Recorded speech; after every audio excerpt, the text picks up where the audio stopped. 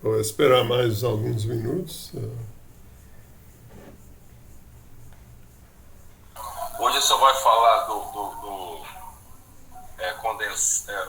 condensação de Bose, Ah, caso ideal de Bose, condensação de Bose-Einstein. eu vou começar essa discussão.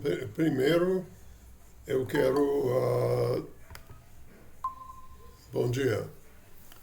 Primeiro, eu quero falar um pouco sobre o segundo projeto de simulação. Eu acabei de enviar um texto sobre isso e só quero mencionar algumas ideias para familiarizar vocês com o modelo de Ising, porque esse segundo projeto envolve uma simulação do modelo de Ising, bidimensional. E esse modelo exibe uma transição de fase. Então, parte do interesse desse projeto é que vai ter uma realização de uma transição de fase no seu notebook ou a máquina que você utiliza, quase como se fosse um experimento. Então dá para aprender várias coisas sobre transições de fase, além de aperfeiçoar as técnicas de simulação.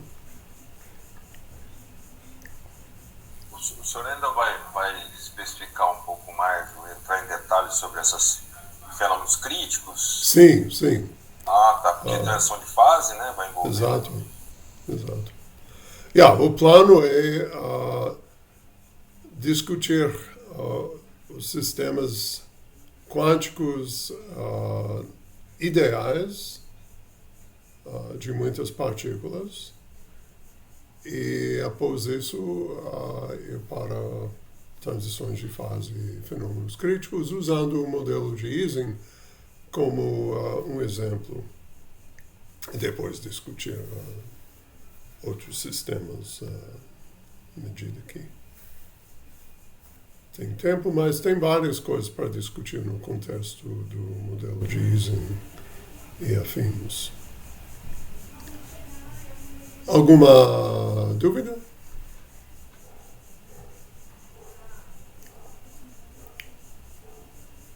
Bom, eu não sei onde estão os outros membros da turma, mas eu vou começar.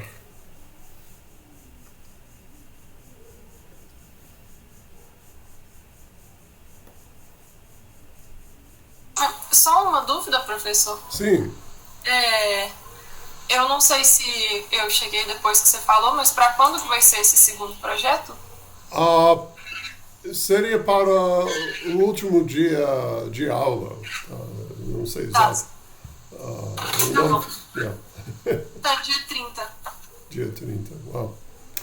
De março, né? Exato. Tá bom, obrigada. Nada. Bom dia, Breno. Ok. Então, aqui o roteiro para hoje. Primeiro falar sobre esse segundo projeto de simulação e o modelo de Ising. Depois eu quero mencionar algo interessante sobre um outro sistema com interações coulombianas e depois a gente começa a discussão de sistemas ideais quânticos.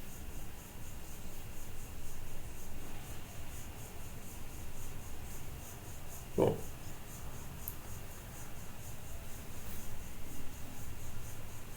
então, nesse segundo projeto de simulação, que eu acabei de enviar um texto para vocês. No texto, dá a escolha entre dois modelos, mas exceto alguém já realizou uma simulação do modelo de Ising, eu acho melhor estudar esse modelo e deixar o outro modelo, o Geising-Hegel, de lado. Tá? Pode ser para outra hora, se realmente gosta de fazer esse tipo de simulação. Tá? Então, vou supor que todo mundo vai estudar o modelo de Ising nesse projeto. Perfeito?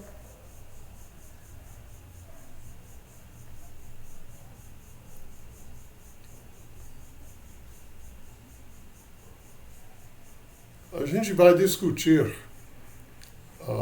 em mais detalhes o modelo de Ising quando discutimos sistemas magnéticos e transições de fase em sistemas magnéticos. Então, essa introdução é bastante resumida, mas nós temos o modelo em rede. A rede pode ser unidimensional, bidimensional, tridimensional, até com um número maior de dimensões. Mas eu vou desenhar uma rede bidimensional. Inclusive, a gente vai estudar nesse projeto uma rede quadrada.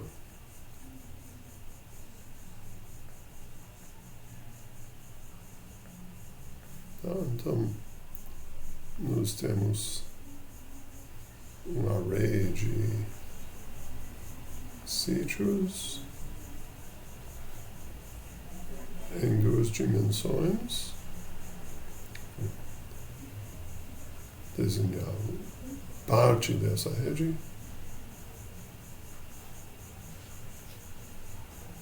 E em cada sítio existe uma variável que só toma dois valores, que podemos designar por -1 e 1, ou mais ou menos, como quiser.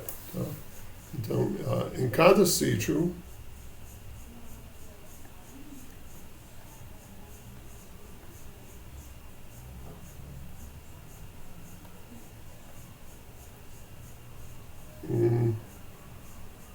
chamado spin. Esse spin, realmente, você pode relacionar uma partícula de spin meio, como um elétron, que possui dois estados de spin. Tá? E o spin representa naturalmente o momento angular intrínseco da partícula, mas o interesse desse modelo é como uma proposta para explicar o fenômeno de ferromagnetismo. Tá? Então, simplificando o máximo, podemos imaginar uma variável que só tome dois valores. Tá? Eu vou chamar essa variável de SIJ. Tá? E SIJ, a variável de spin, é 1. Eu vou associar com a seta para cima, ou -1, seta para baixo. Tá? Podemos imaginar que cada seta indica a orientação de um dipolo magnético associado à partícula, tá? Como tem no caso de elétrons ou outras partículas de spin meio. Tá? Então, isso é a orientação de um dipolo magnético. Portanto, quando todos os spins são alinhados, ou para cima ou para baixo, a gente fala que o sistema está magnetizado. Mas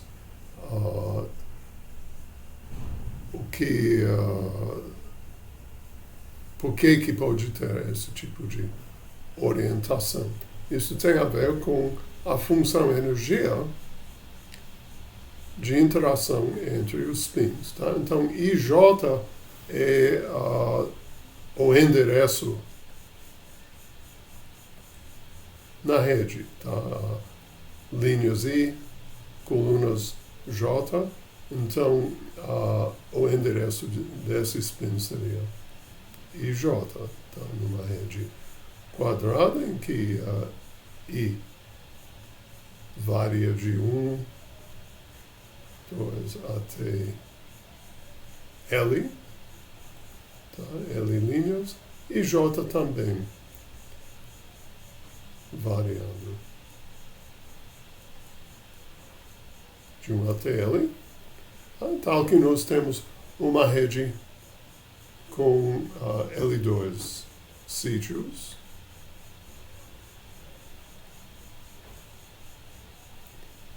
E como seria a interação? Neste modelo, é suposto que cada spin interage com os vizinhos mais próximos, tá? Esses 4 sítios.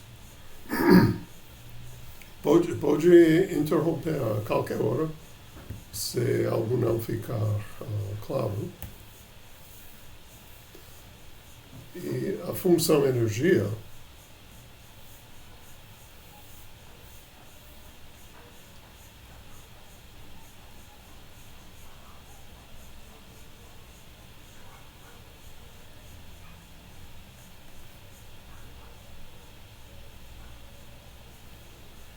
é função desse conjunto de variáveis de spin,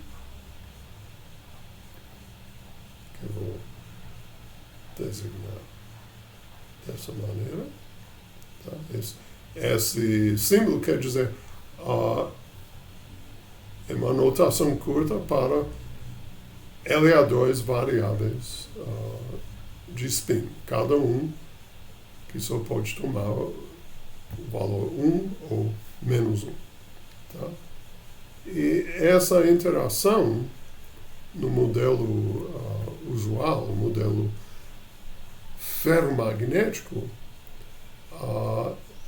é tal que cada par de vizinhos com spins do mesmo sinal reduz a energia por uma grandeza J, ou chamado acoplamento, e cada par de vizinhos com spins opostos, como esse par, aumenta a energia por esse tanto. Tá? Então, nós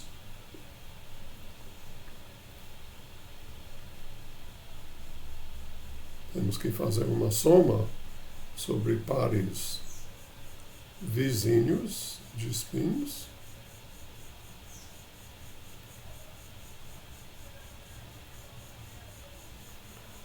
Pares vizinhos, digamos, IJ e KL.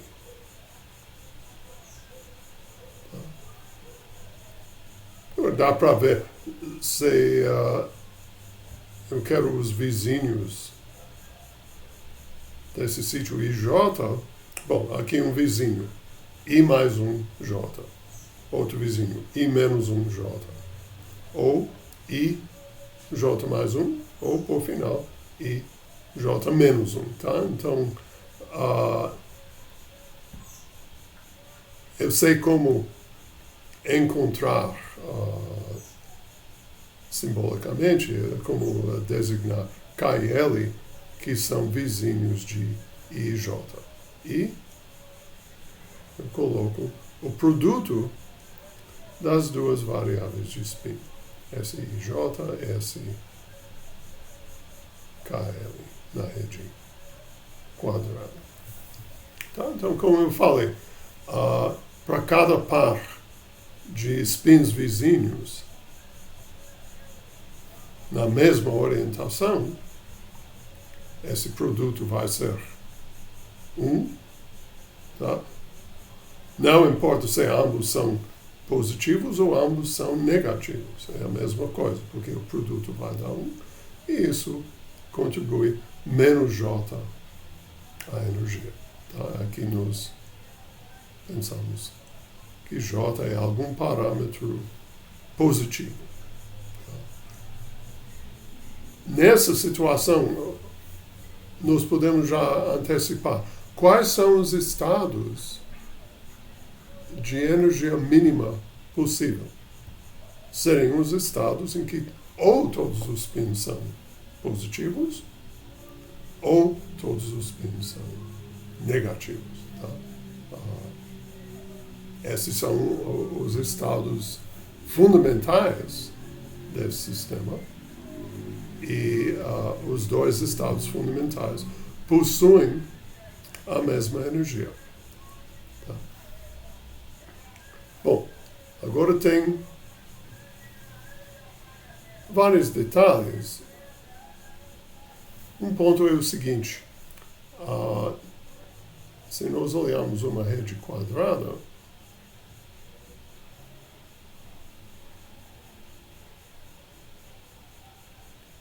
dá para ver que um sítio no miolo, por assim falar, possui 4 vizinhos primeiros.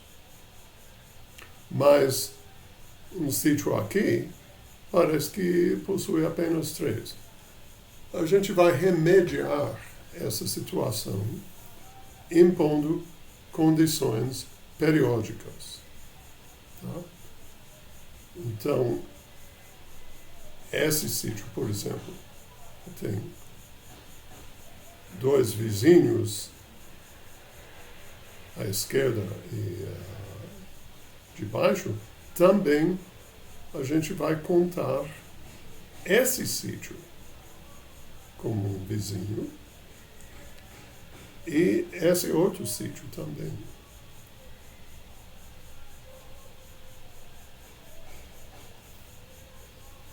A mesma coisa aqui. Esse sítio possui 3 vizinhos, mas eu vou incluir também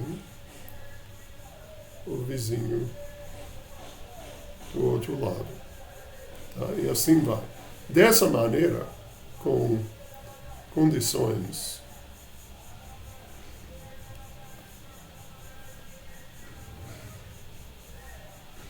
periódicas,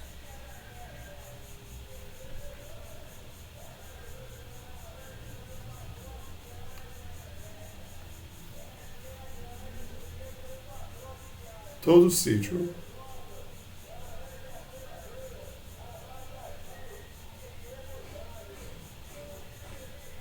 possui 4 vizinhos.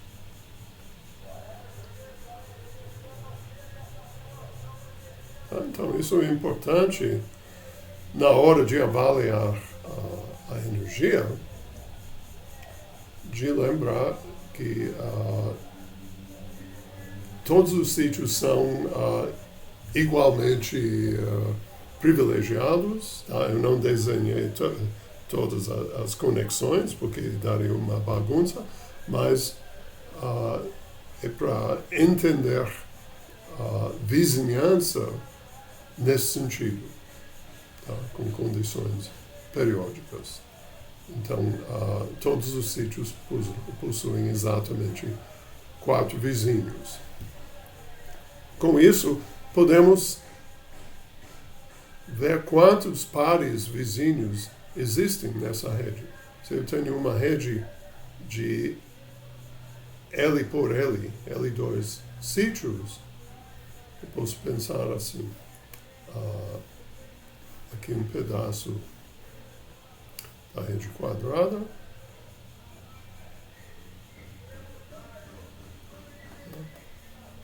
eu estou desenhando toda a rede. Cada sítio tem um vizinho para cima e um vizinho à direita. Se eu desenho para cada sítio na rede essas duas setas, eu vou gerar todas as conexões. Tá? Por exemplo, neste caso, esse sítio, bom, não tem um vizinho aqui em cima, mas a gente lembra que existe sim uma conexão através da condição periódica. Tá? Então, se um dos sítios for nessa linha de cima, ainda tem um vizinho de cima, só que eu tenho que usar as condições periódicas. Tá? E aqui tem um vizinho à direita. Tá? Então, construindo essas setas para cada sítio, eu vou gerar todas as conexões. Tá? Então, quantas conexões entre primeiros vizinhos? Bom, eu tenho LA2 sítios e para cada sítio, duas conexões. Tá? Então, esse é o número de pares vizinhos.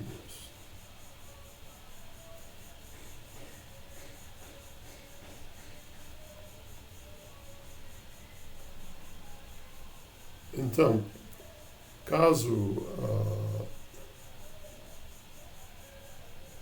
S e J sejam 1, para todos os spins no sistema, a energia vai ser menos 2 L2 vezes J. É a mesma coisa se todos os spins fossem menos 1. Tá? Porque o produto ainda dá 1 e a energia continua tendo esse valor. Tá? Então, 2 L2 é o número de pares vizinhos distintos e para cada um tem uma contribuição menos J a energia. Bom, perguntas?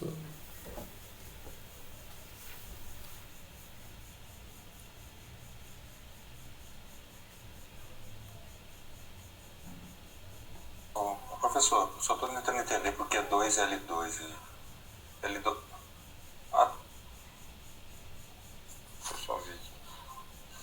Porque é 2L2. Tem duas maneiras de entender isso com essa construção das setas, ou podemos pensar de outra maneira. Eu vou desenhar os vizinhos desse sítio. Tá? Então, os elos, lembra, cada elo é um termo nessa soma, na conta da energia. Então, aqui tem 4 vizinhos, perfeito? Então, para cada spin, 4 vizinhos, inclusive esses na extremidade, tá? Mas esses também têm 4 vizinhos. E agora, quando eu desenho os vizinhos para o próximo sítio de lado, o que eu vejo? Que esse elo é compartilhado, naturalmente, entre dois sítios. Tá? Então, contando dessa maneira, eu tenho 4 vizinhos por sítio, eu tenho L ao quadrado sítios, mas cada elo, cada interação é compartilhada entre dois sítios. Tá? Então, dessa maneira, eu chego novamente em 2 L ao quadrado elos. Cada elo correspondendo a um termo nessa soma. Tá? Então, o número de termos na soma é 2L2. Faz sentido? Sim, faz sentido. Beleza.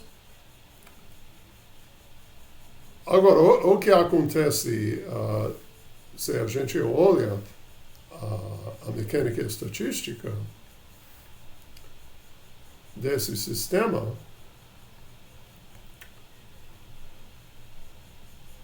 a gente pode calcular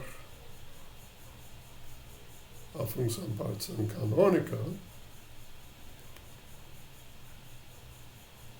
que seria uma soma sobre todas as configurações C, configurações de spin, exponencial menos beta vezes aquela energia. A energia que eu defini lá em cima. Bom, vamos pensar nos casos extremos. Para a temperatura indo para zero, ou seja, beta indo por infinito, são as duas configurações que minimizam essa energia em min, que vão dominar a soma. Tá? Porque as outras configurações, vamos supor que eu começo com todos os spins na mesma orientação. Tá? Agora eu vou usar cor azul para indicar S igual a 1. Tá? Então isso seria uma configuração de energia mínima, 4x4. Agora vamos virar um dos spins. Vamos virar esse spin. Tá? É uma outra configuração. Mas a energia é maior que a energia do estado fundamental. Tá?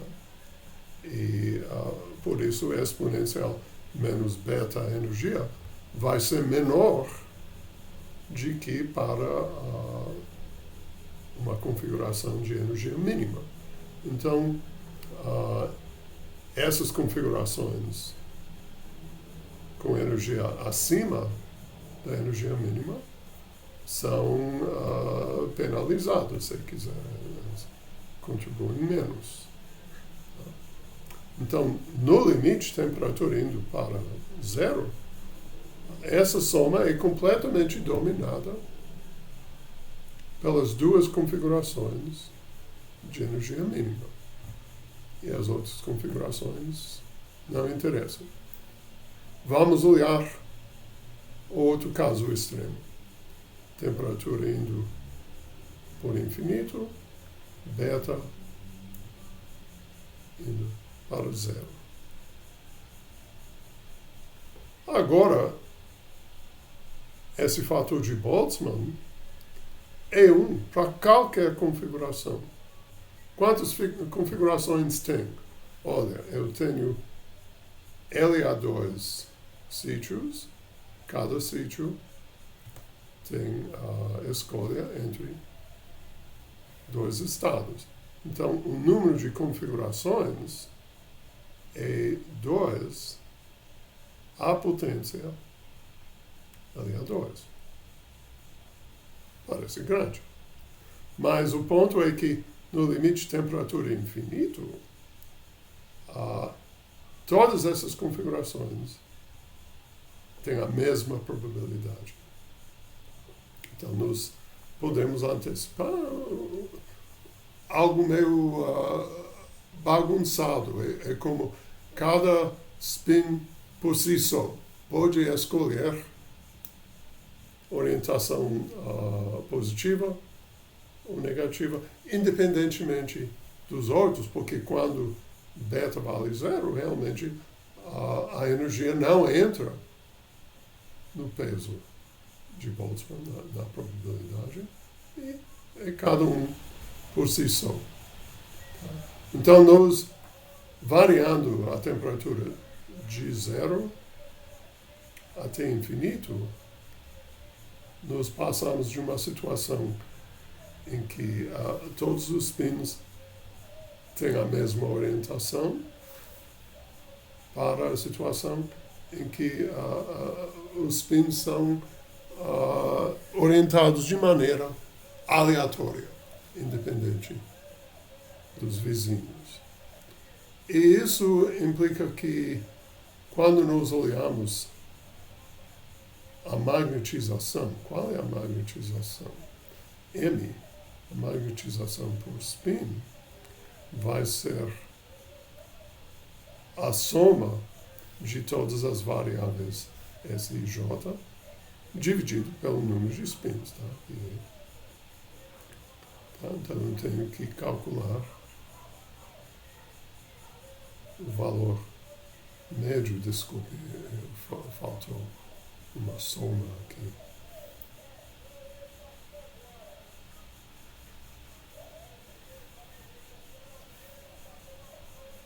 Calculo o valor esperado,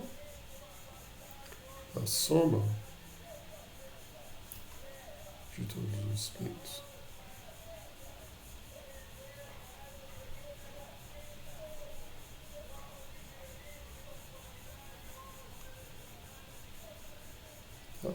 Lembrando que a temperatura zero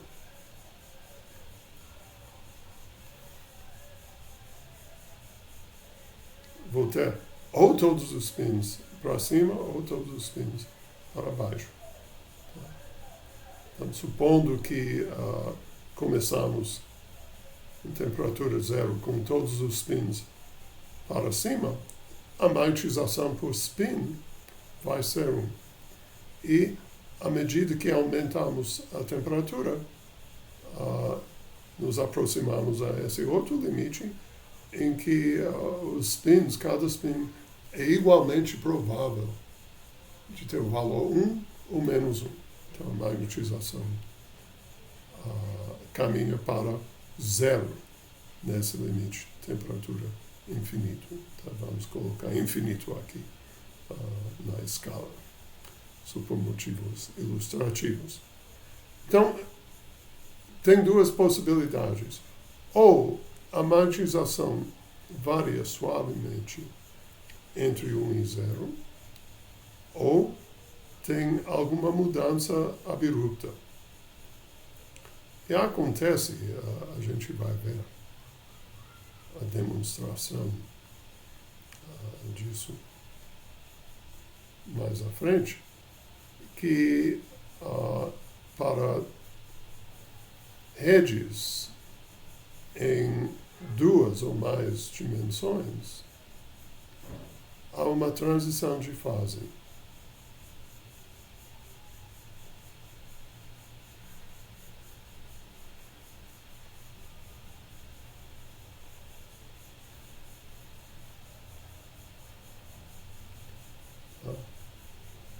Por que isso é chamado de transição de fase? Porque a função m é singular nessa temperatura, aqui é Tc, a temperatura crítica. Tá? Então, m é no limite de L indo por infinito, a magnetização é identicamente nula para T maior que Tc e diferente que zero, chegando no valor 1, em T igual a zero, para temperaturas menores que Tc. Tá? Então, esse é um comportamento singular e, portanto, é chamado de uma transição de fase. Em uma dimensão, o comportamento é diferente. A magnetização é sempre nula, exceto em temperatura zero. Tá? Então, em temperatura zero também tem um salto, mas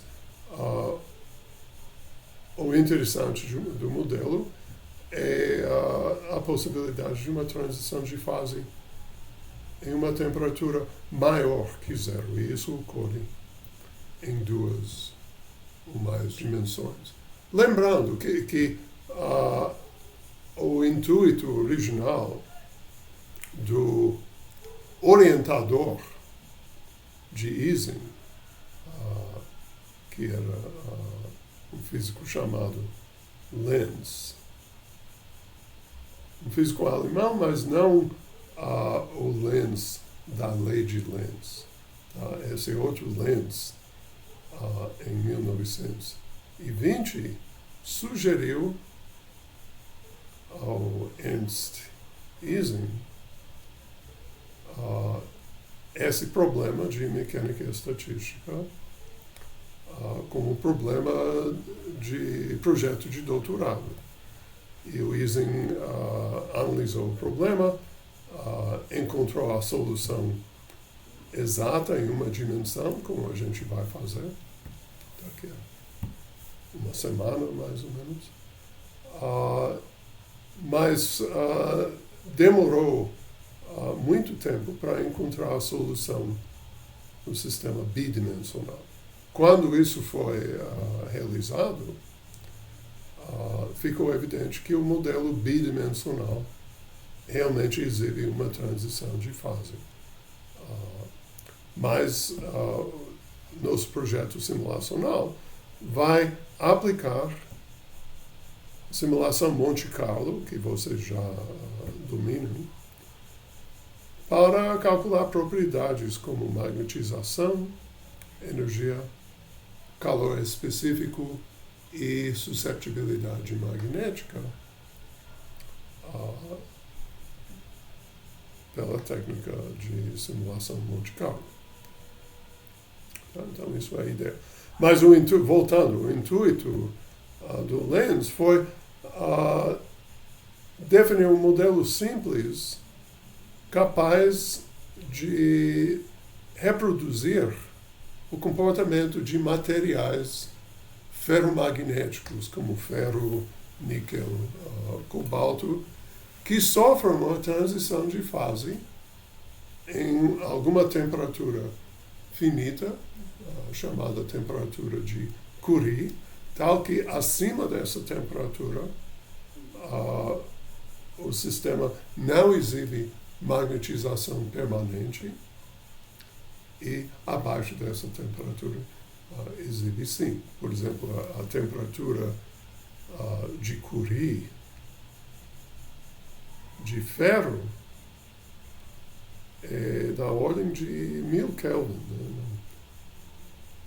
Vamos lembrar, talvez 1040, mas é uma temperatura alta. Essa transição entre ferromagnetismo e o que se chama paramagnetismo.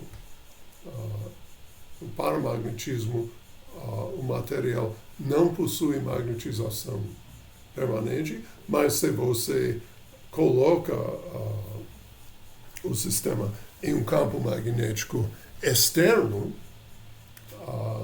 fica magnetizado. Tá? Desligando o campo externo, a magnetização cai a zero. Esse é o comportamento do paramagneto, e o ferromagneto tem a magnetização permanente que continua mesmo na ausência de um campo externo. Tá? Então, isso é o fenômeno e o modelo mais simples. Se você olha, antes da invenção ou descoberto de spin na mecânica quântica, o Lenz já pensou nessas linhas, que teria dois estados com uma interação entre pares vizinhos, que depois foi de uma forma verificada pela teoria de spin do elétron, mas com certas diferenças. Como o spin pode apontar não apenas para cima ou para baixo, mas em cada direção na esfera. Tá? Então, bom, esses detalhes a gente vai discutir quando estudamos magnetismo, mas o importante é o modelo, tá? O modelo de Ising, mas eu quis explicar um pouco da motivação, por que essa média se chama magnetização, devido à interpretação magnética. Existem outras interpretações desse modelo, mas não é necessário discutir isso neste momento. Perguntas?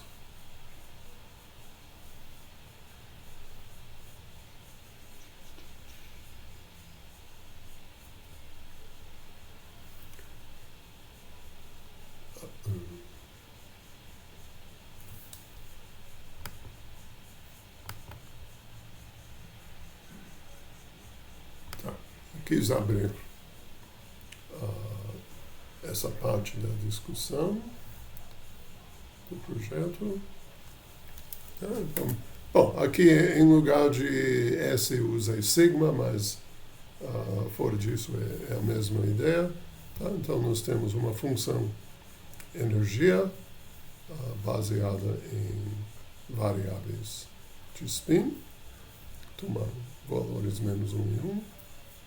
E na simulação dá para calcular pelo menos 4 grandezas interessantes: a energia média, a sua variância, que, como sabemos, é proporcional ao calor específico, a magnetização e a variância da magnetização, que é proporcional à susceptibilidade magnética, ou seja, a derivada de M em relação a um campo magnético externo. Tá? Então, todas essas grandezas apresentam comportamentos interessantes variando a temperatura. Bom, então tem um esboço de um algoritmo, tá, que é parecido ao que vocês fizeram no caso do sistema de 2 estados. O que acontece? A gente começa com uma configuração qualquer e tem que propor mudanças de configuração. As mudanças, neste caso, vão ser de escolher um sítio ao acaso e considerar a configuração em que o spin nesse sítio é virado, tá? Muda de sinal. Tem uma mudança de energia que acompanha essa reorientação do spin, e a gente vai aceitar ou não essa nova configuração de spins dependendo da mudança de energia. Tá? Então é parecido ao que foi feito antes. Se delta E é menor ou igual a 0, nós aceitamos a nova configuração. Se delta E for positivo, nós aceitamos a nova configuração com uma certa probabilidade menor que 1, dada por essa exponencial. Por que isso? Porque nós já sabemos que com probabilidades de aceite que dependem dessa exponencial, as probabilidades de transição obedecem à condição de balanço detalhado. Lembrando que isso foi um fator essencial se nós queremos que nossa cadeia de Markov, gerando essa sequência de configurações, se a cadeia de Markov tem como distribuição estacionária a distribuição de equilíbrio que nós queremos mostrar. Tá? Então, nós temos esse algoritmo. Se nós rejeitamos essa mudança, a configuração atual conta novamente na sequência de configurações que nós usamos para avaliar as médias.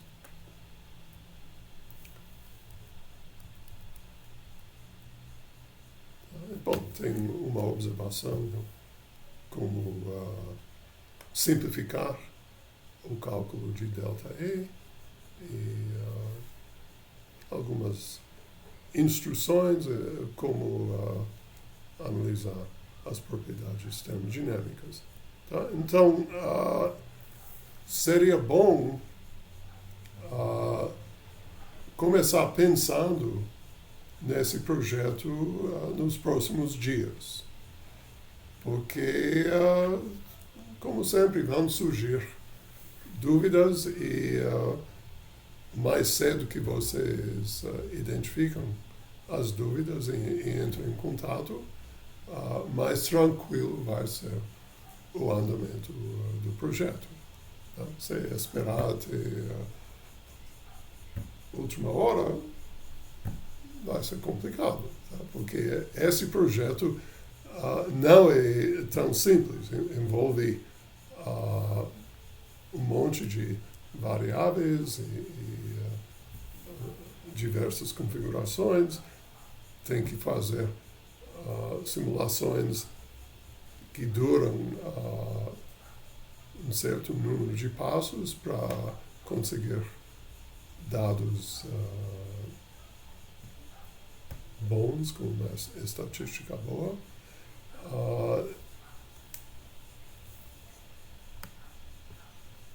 Não sei se eu indiquei aqui os valores de L que seriam interessantes, mas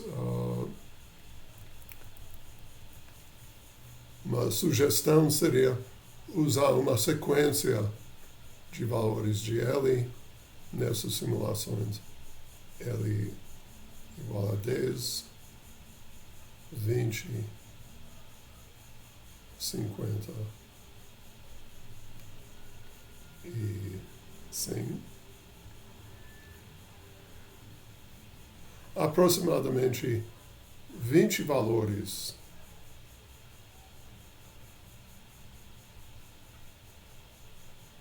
de temperatura, começando em um valor não muito pequeno, talvez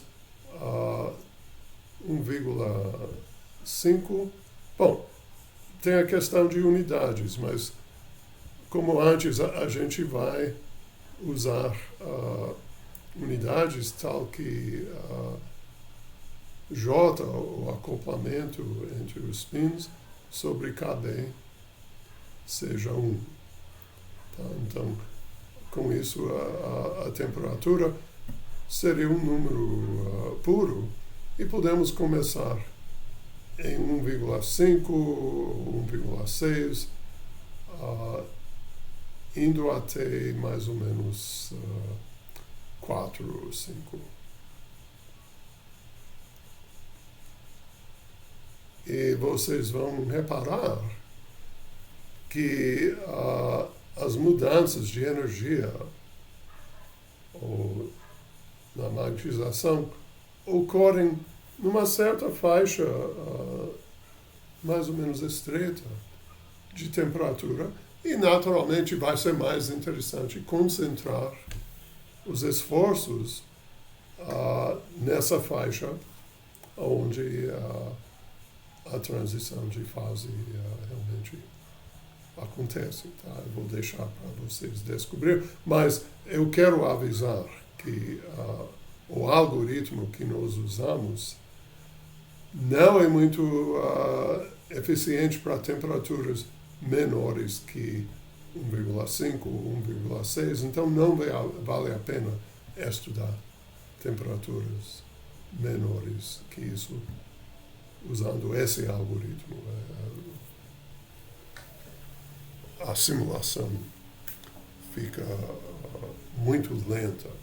Mas, felizmente, a área de interesse é maior. Bom, alguma pergunta urgente? Porque acho que depois que vão surgir as perguntas mais práticas, digamos.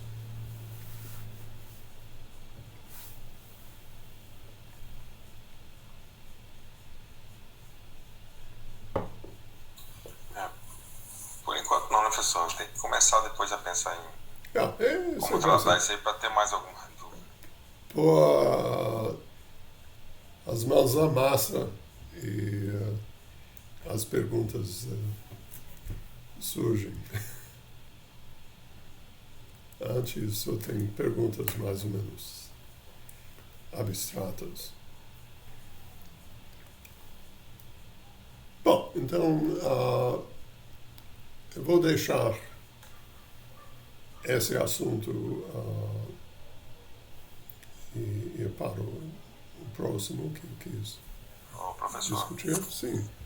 Você sugere a função de partição canônica pelo fato de envolver apenas a energia e com base nisso, o calor específico, essas coisas todas, e não outra ensemble? Bom, isso é uma pergunta interessante. O modelo como formulado possui um spin em cada sítio. Então, ou seja, o número de spins é fixo. Ele é ao quadrado. Você pode imaginar um modelo, digamos, diluído em que certos sítios não possuem spins, mas esse é realmente um outro modelo. Então, não tem motivo para pensar no ensemble grande canônico nessa situação. Tá? Porque o que a gente vai inserir e retirar? Spins? Talvez você pode associar um potencial químico a cada spin. Tá? E dessa maneira teria certos sítios sem spins e outros sítios com spins, mas isso não é o modelo de Ising, é um modelo... Entendi. É outro modelo. Você pode contemplar o modelo no ensemble microcanônico. O que isso quer dizer? Uma vez definida a energia na configuração inicial, a energia nunca ia